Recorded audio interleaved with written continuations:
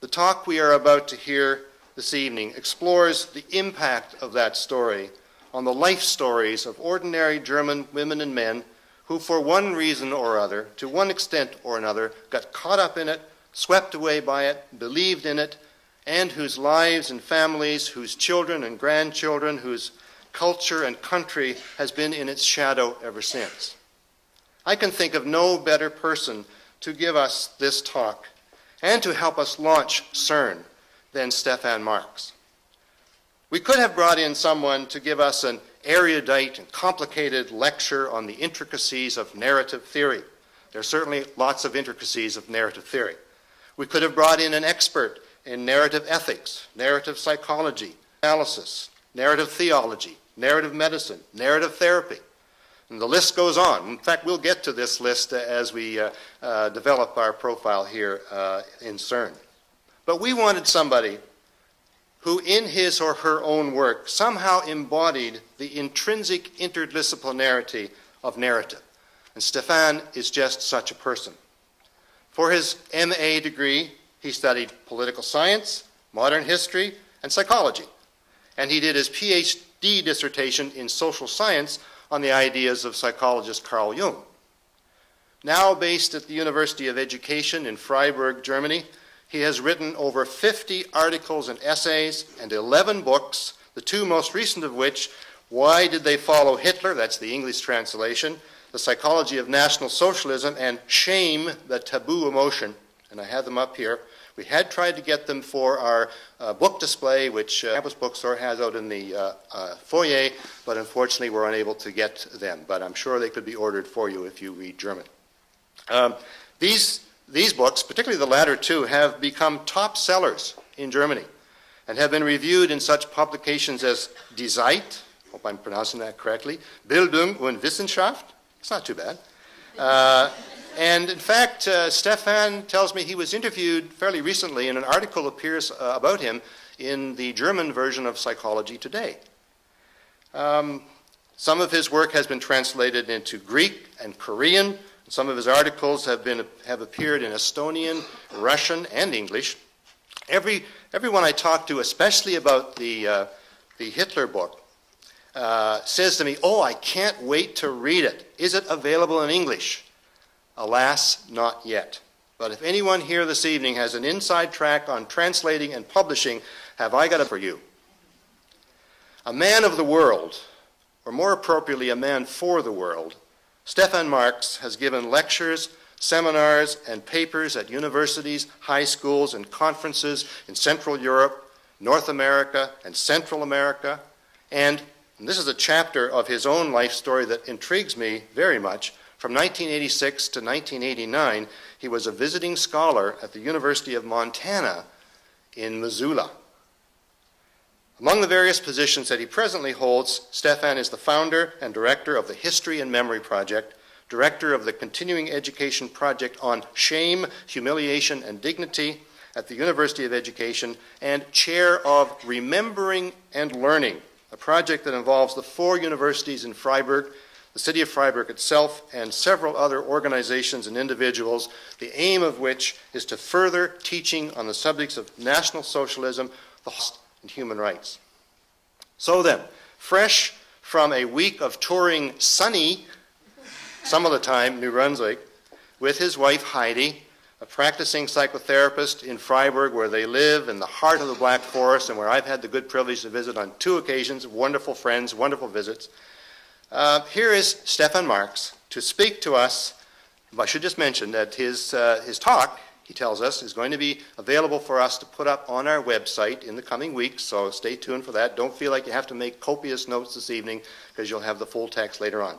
But here is Stephan Marx to speak to us on hidden stories, toxic stories, healing stories, the power of narrative in peace and reconciliation. Let's give Stephan a warm St. Thomas and Fredericton welcome.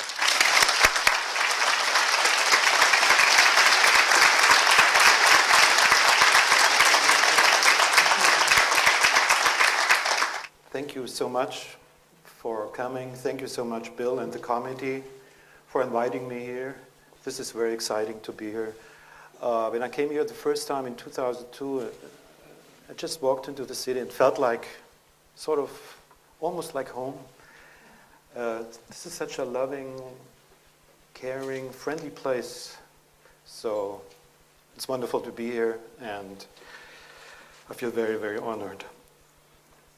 Also, I want to thank I will introduce to you a research project. I want to thank the interviewees, also the team members of our research project, and first of all, my wife Heidi, for her great insights and support for all these years. And as you can imagine, conducting interviews with Nazi followers, which is what we did, wasn't always an easy thing to do. Is the sound okay? Okay, good. So, it was in 2002 when I heard Bill Randall comparing memory with a compost heap. Memories are laid down, decompose over time, and ultimately transform into compost, something life-giving. Fertile soil for future generations. I was immediately intrigued because this is exactly what I was trying to do in Germany, trying to find ways for us Germans to deal with our history, National Socialism, in constructive ways. Composting memories. Now, what could that mean for the German people and our memories of the Nazi past? Questions came up. What if there are too many meat scraps in a compost pile, too many corpses? What if the piled up compost has never been stirred, so fresh air of consciousness can enter the pile, as Bill Randall writes? What if the compost is covered with a thick plastic foil, sealing it off from fresh air? With more and more memories piled up on top of the foil, pressing the bottom parts of the compost together. This is what we experienced in the research project History Memory that I founded in 1998. As an interdisciplinary team, we were 10 specialists from different fields. We conducted interviews with Nazi followers, bystanders and perpetrators. We explored their motives to join the Nazi movement. Why did they follow Hitler? This question was still widely regarded as a mystery, as, for example, the renowned historian Joachim Fest stated in 2004. Even though National Socialism has probably been investigated more than any other topic. Yet, most research focused on facts, numbers, data, structures. Research focused on the lives of a small number of Nazi leaders and on the suffering of the victims. All of this is very, very important. However, the motives of the millions of ordinary Nazi followers were widely left out. We have all seen pictures